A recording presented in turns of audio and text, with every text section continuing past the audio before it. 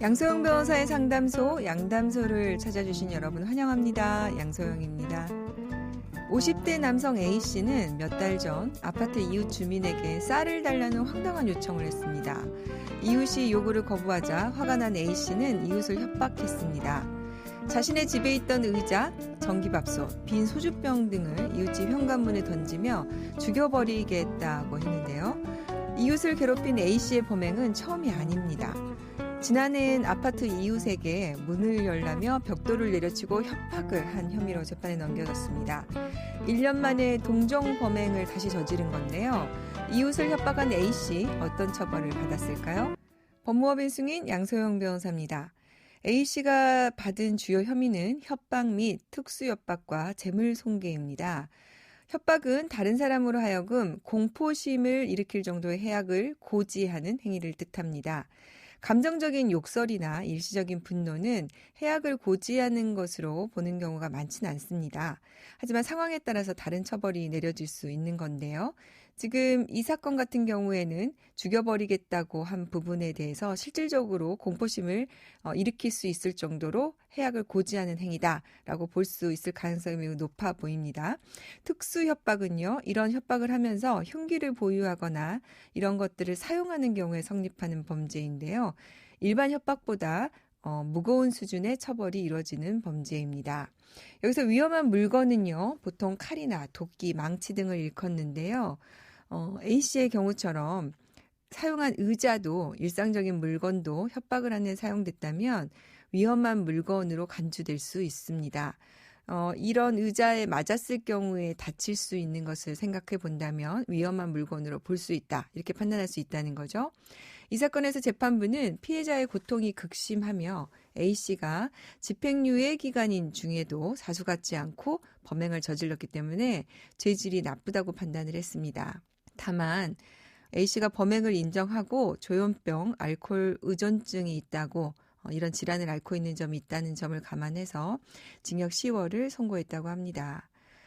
이번 사건에서 A씨는 자신의 요구를 들어주지 않는다는 이유로 이웃을 협박했는데요. 이런 일은 좀 드물긴 하겠지만요. 최근에 이제 층간소음 등을 이유로 해서 항의를 하는 경우에 이런 비슷한 사례들이 많이 있는 것 같습니다. 층간소음에 대해서 문제 제기를 하는 것 자체가 문제가 될 수는 없겠지만요. 이게 나아가서 협박까지 이루어지는 경우, 폭언 이렇게 하게 되면 모욕죄, 협박죄, 명예훼손죄가 성립할 수 있다는 거, 그래서 오히려 더 큰 처벌을 받을 수 있다는 거 유의해야 될 것 같습니다. 화나고 답답하고 억울한 당신의 법률 고민 함께 풀어볼게요. 오늘은 안미현 변호사님과 함께 하겠습니다. 변호사 안녕하세요. 안녕하세요. 안미현 변호사입니다. 변호사님 하루 휴대전화 많이 사용하시죠? 얼마나 사용하세요? 저는 일단 의뢰인분들하고도 소통을 해야 되기 때문에 휴대전화는 거의 24시간 손에 들고 있는 것과 다름이 없고요. 그리고 요새 정보화 시대다 보니까 휴대전화로 이제 검색하거나 이제 바로바로 자료를 찾아야 될 때도 있어서 제가 봤을 때도 좀 중독 수준으로 사용하고 있는 게 아닌가 싶습니다. 그러게요. 그래서 이렇게 휴대전화가 빌미가 돼서 부부 갈등이 생기는 경우도 많더라고요. 오늘 사연 만나보고 자세한 얘기 나눠보겠습니다. 남편은 성실하고 평범한 직장인입니다. 초등학교에 다니는 아들이 있는데 아이와도 잘 놀아주는 좋은 아빠이기도 합니다.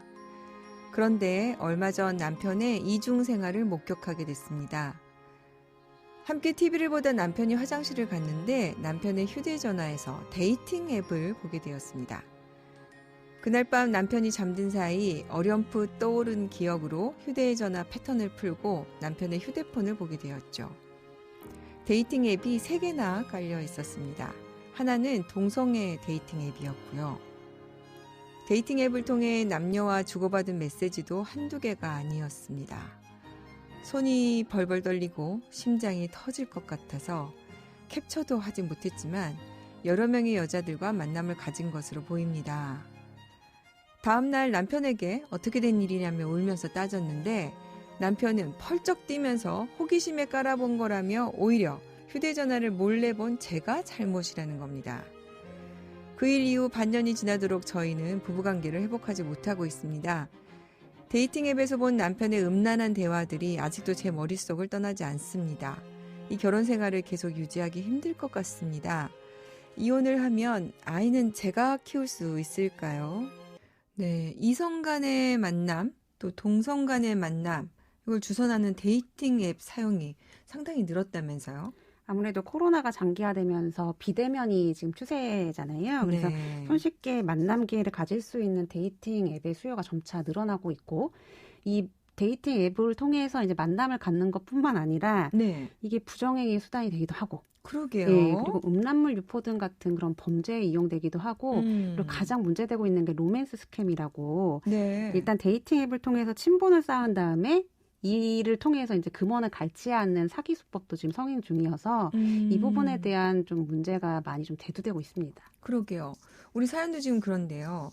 남편의 휴대전화에 깔린 데이팅 앱을 지금 보고 큰 충격을 받은 걸로 보이는데 이런 것이 이혼 사유가 될 수 있을까요? 지금 그 사연 보면 남편이 데이팅 앱에 그냥 가입만 한 게 아니고 가입을 해서 음란한 대화를 나눈 것을 아내가 목격을 했잖아요. 지금 민법 제840조 제1호를 보면 네. 그 부정행위가 있을 때는 이제 재판상 이혼 사유가 되는데 많은 분들이 좀 착각을 하시는 부분이 이게 성관계까지 가야지만 이혼 사유가 된다라고 생각하시는 분들이 아직도 계세요. 근데 부정행위 같은 경우에는 성관계보다도 훨씬 넓은 개념이고 그리고 그 신체 접촉을 하거나 뭐 지금 사연에 나온 것처럼 음란한 대화를 나누거나 애정을 표현하는 경우에도 이제 부정행위에 포함이 되기 때문에 이 남편의 행동은 100% 이혼 사유에 해당을 합니다. 그러니까 지금 남편은 보니까 여러 개 데이팅 앱을 통해서 불특정 다수와 어쨌든 그런 음란한 대화 채팅을 했고요. 근데 이건 어떻습니까? 지금 동성애 데이팅 앱을 깔아서 이 경우에도 채팅한 내용이 나타나면 이것도 부정행위로 볼 수 있습니까? 판례는 지금 부부 일방과 부정행위를 해서 혼인의 본질에 해당하는 부부 공동생활을 침해한 불법행위를 한 사람을 이성으로 특정하지 않고 그냥 제3자라고 특정을 하고 있거든요. 그래서 부정행위의 상대방이 반드시 이성이어야지만 재판상 이혼 사유가 되거나 이제 불법행위가 성립하는 것은 아니고요. 실제로 동성 간의 부적절한 행위를 원인으로 이제 이혼 및 위자료 청구를 인정한 판례도 다수 있습니다. 네. 아유. 어쨌든 우리 아내가 충격을 받으셨는데요. 지금 남편 같은 경우는 오히려 부인한테 탓을 하고 있어요. 그걸 봤다고. 네. 네. 자, 그래서 아내가 어쨌든 이혼을 결심을 한 상황으로 보입니다. 지금 질문을 보면은 이혼을 하면 아이를 키울 수 있는지 물어주신 걸 보니까 이혼을 좀 결심하신 것 같은데 그러면 이제 어떤 걸 준비하면 될까요? 지금 그 사연 보면은 손이 너무 떨리셔가지고 예, 캡처도 못 해주셨다고 하셨는데 사실 재판은 증거 싸움이잖아요. 그래서 지금 배우자의 외도 증거 자료로서 뭐 블랙박스라던가 동영상이라던가 사진이라던가 문자 메시지라던가 모을 수 있는 증거는 지금 다 모아 두셔야 돼요. 그게 일단 첫 번째인데 지금 팁을 좀 드리자면 데이팅 앱 그 대화창을 capture를 하지는 못하셨지만 지금 남편하고 이제 대화 내용을 좀 녹음을 하시면 좋을 것 같고요. 녹음을 하실 때는 데이팅 앱을 남편이 설치한 사실이 분명하게 드러나게끔 해주셔야 되고 너 거기에 어떻게 가입했느냐, 가입할 때 어떤 인적사항 기재했느냐 와 같은 가입 경위라던가 아니면 남편이 설치했던 데이팅 앱의 이름이 무엇인지 등이 잘 드러나도록 녹음을 좀 해두시고 이 녹음 파일과 녹취록을 가지고 좀 증거로 삼으셨으면 좋을 것 같고요. 근데 지금 남편이 지적하는 것과 같이 너 내 휴대전화를 몰래 본 게 더 잘못한 게 아니냐라는 지적이 분명히 있을 수 있어요. 그래서 증거 수집 방법이 위법하게 되면 남편이 잘못을 저질러서 이혼을 하게 됐음에도 불구하고 오히려 내가 거꾸로 형사처벌을 받게 되는 그런 모순된 결과가 나올 수 있으니까 증거 수집을 하는 부분에서부터 좀 변호사와 면밀하게 상담을 해서 좀 치밀한 준비를 하시는 게 필요해 보입니다. 네. 사실 이제 이런 부분이 어쨌든 부인으로서는 굉장히 충격적이고 더군다나 이제 이와 관련해서 뭐 사과를 한다거나 이런 게 아니라 오히려 지금 적반하장이죠. 적반하장으로 좀 하고 계신데요. 이 경우에 남편과 대화를 지금 주고받은 내용을 만약에 이제 확보를 한다면 여기에 대해서 위자료 청구가 가능할까요? 그 상대방에 대해서 말이죠. 그 남편과 대화를 나눴던 그 음란한 대화를 나눴던 그 제3자들에 대해서 아마 위자료 청구가 가능하느냐 이것도 이제 궁금하신 것 같은데 만약에 데이팅 앱을 통해서 대화를 나눴던 상대방의 인적 사항이 어느 정도 특정이 되고 네. 그리고 그 음란한 대화 채팅을 나눴던 부분에 대한 증거가 있으면 가능할 수도 있습니다. 네네. 근데 문제는 데이팅 앱에 가입을 할 때 통상적으로는 미혼 상태여야 하거든요. 근데 지금 그 상대방에게 위자료 청구를 하려면 이 사람이 내 남편이 배우자가 있는 사람인 것을 알면서도 이제 잘못을 저질렀다라는 점이 입증이 돼야 되는데 네. 남편이 데이팅 앱에 가입하면서 미혼으로 가입했고 아. 대화를 나누면서도 자신이 미혼인 것처럼 행세를 했다면 사실 이 부분은 위자료가 기각될 수도 있거든요. 네. 그래서 남편이 데이팅 앱에 어떤 경위로 가입했는지 그리고 어떤 대화를 나눴었는지에 대한 증거 확보가 이 점에서도 좀 많이 필요합니다. 네. 사실은 요새 데이팅 앱 중에서 아예 그냥 불륜행위를 목적으로 해서 하는 사이트도 있더라고요.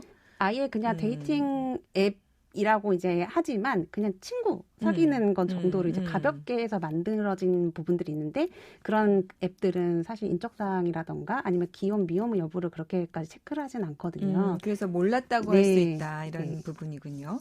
자, 마지막으로 그러면 질문 주신 내용에 대해서 자, 양육권은 어떻게 될 것 같습니까? 지금 그 아이 양육을 할 수 있는지가 그 사연 올려주신 분께는 가장 이제 중요한 부분인 것 같은데 그러게요. 사실 걱정하시는 부분이 일리가 있는 게 유책 배우자라고 해서 아이 양육권이 또 박탈되거나 하지는 않거든요. 그 아이를 누가 더 잘 키울 수 있는가, 아이의 복리에 누가 더 적합한 양육자인가를 이제 법원에서는 면밀히 살펴보기 때문에 이 점을 고민하실 수는 있는데 지금 만약에 자녀를 주로 양육해 왔던 사람이 우리 사연을 올려주신 아내분이고 네. 아이와 애착 관계가 잘 형성되어 있으면 뭐 내가 소득이 뭐 남편에 비해 부족하다던가 하는 사정이 있더라 하더라도 큰 문제 없이 친권자 양육자로 지정될 수 있을 걸로 보입니다. 네. 자, 오늘 안미연 변호사님 도움 말씀 감사드립니다. 네, 감사합니다. 양소영 변호사의 상담소 양담소는 내일 또 문을 엽니다. 끝곡 임정희의 진짜일 리 없어 들려드릴게요. 양소영이었습니다.